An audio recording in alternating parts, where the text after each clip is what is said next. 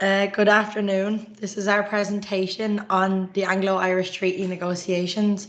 My name's Amy and I will be presenting this slideshow. So the details on the background of the Anglo-Irish Treaty. It was a peace agreement that ended a 2-year conflict between Ireland and Great Britain, and it ended the War of Independence. Ireland's goal was to become a republic and be recognised as an external associate from the Commonwealth and have our own government. However, the Prime Minister Lloyd George was focused on Ireland's membership to be a component of any agreement that was reached. The beginning of the Anglo-Irish Treaty began in Soloheadbeg in County Tipperary in 1919 when there was a guerrilla attack by Irish troops on British soldiers. The photo below shows a commemoration stone of this in Soloheadbeg. This was the beginning of the War of Independence, which was a 2-year war.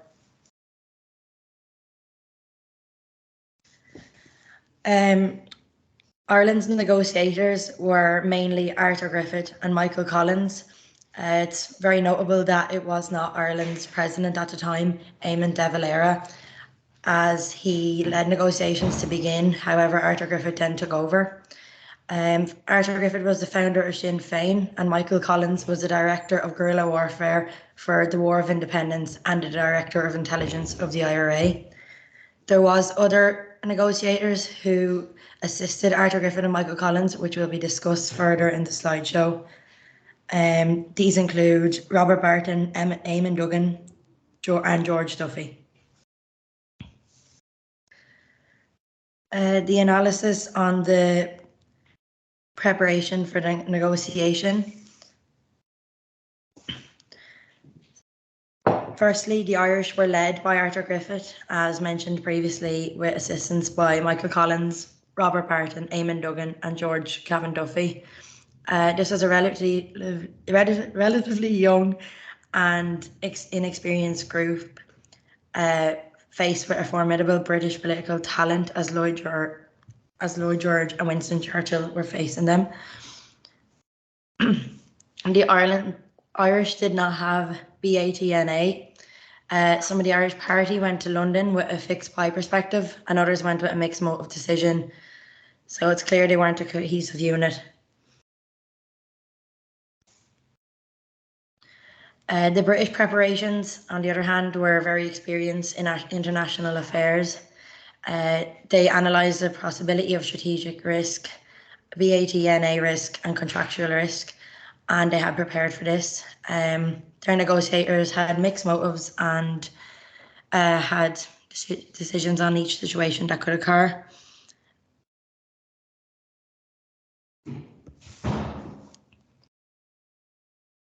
The type of negotiation involved.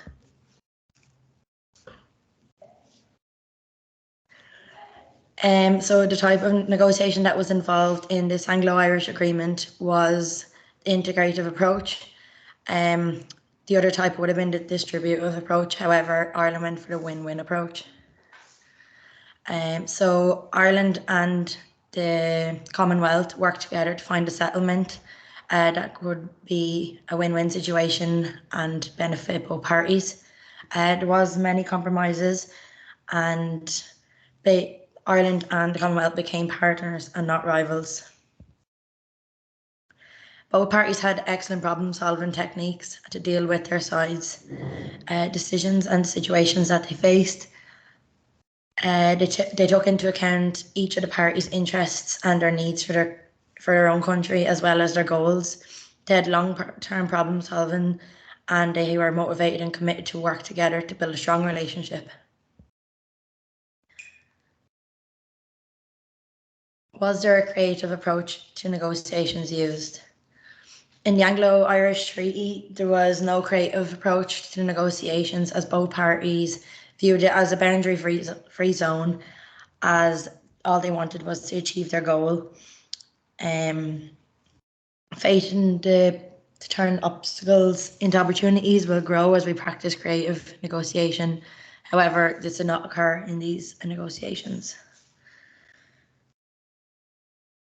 Next is the style of negotiation.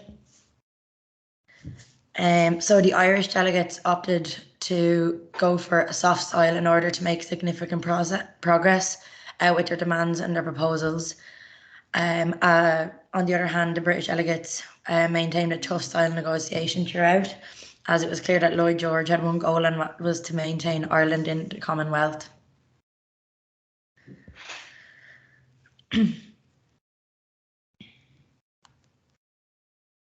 The preliminary negotiations began with Eamon de Valera, who was President of Ireland at the time, and Lloyd George.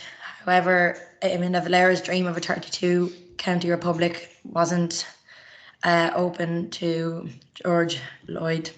However, de Valera then decided to put Arthur Griffith as the main negotiator.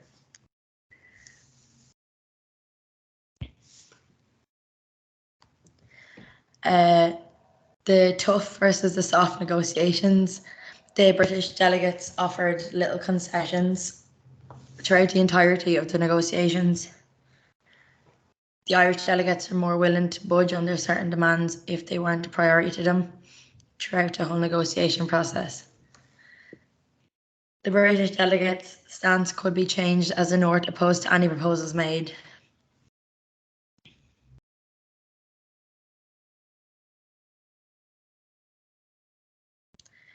The outcome of the negotiations. So the outcome of the Anglo-Irish Treaty sparked a civil war between the anti-treaty Republicans and the pro-treaty, and this caused a division between families, friends, and former comrades. The anti-treaty Republicans occupied the forecourts, and the pro-treaty Republicans, who support the Free State of Ireland, bombed the forecourts.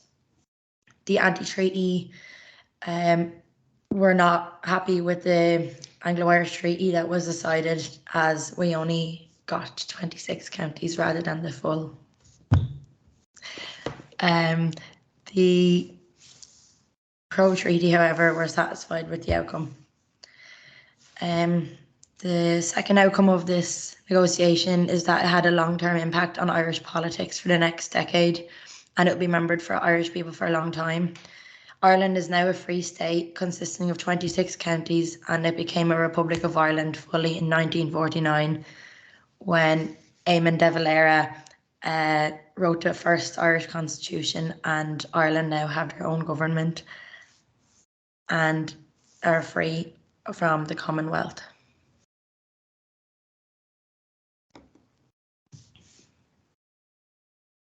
In conclusion, this negotiation caused two wars within Ireland, the War of Independence and the Civil War.